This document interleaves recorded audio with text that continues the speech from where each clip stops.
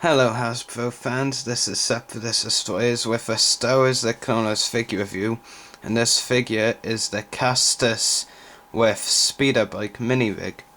Take a look at the packings included: dice, stand, and the character card of Castas.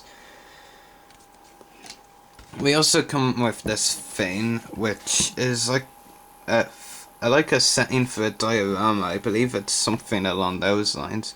I believe the background imaging is from the episode Lethal Trackdown. I'm not too bothered about that anyway. Packaging, you got the logo up there. So is the Clone Wars. Shot of Castas there firing a blaster. And then down here, speeder bike and Castas. Okay, take a look at the back of the packaging, and the packaging reads: Castas pilot to speeder bike to hunt down his prey. Funny, was a very good hunter. Anyway, also shows some play features right there. Other mini rigs in this wave include Republic Scout Speeder with Earth Trooper, all Hasbro invented, nothing to show accurate. Attack Cycle with General Grievous, already have that one, not sure if I'm going to review it or not though. And Separate Droid Speeder with Battle Droid, the Battle Droid actually has knees. Now onto the mini rig, of course. Just get this packaging out of the way. Take a look at the figure first. Now, I'm not too familiar with Hasbro collecting so very far back, but from what I know, I'm not sure if this is the first of his species, Clatoonian I think it's called, in the Hasbro line.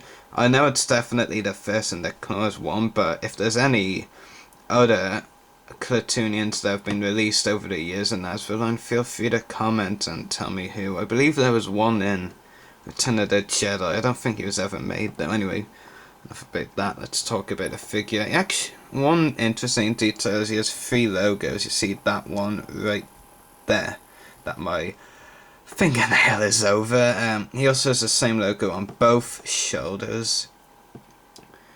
You got a couple of pouches there. It's kind of like something like along the lines of a bandolier. I don't know. Holster for his blaster pistol there. Great figure anyway, and it looks really cool. Hasbro have done a great job in actually detailing him accurately. Of course, the one accessory he comes with is that blaster pistol, which fits very well in the holster. The face sculpt, they've done a great job sculpting it, I have to say. It's always cool to see new alien faces in the line, and I definitely love alien figures instead of boring retools of Anakin, Obi-Wan, etc. and clone repaints, even though I'm a clone fanboy. Definitely a great figure. It's really cool. Head, articulation, head, shoulders, elbows. Elbows and wrists are kind of the same on this figure, but whatever. Hips, which is a real surprise, but when you think about it, kind of isn't, because to fit on the speeder, Castas would actually need to have hips, and Hasbro do that sometimes. They include hips on figures just so they can fit on the vehicles they come with.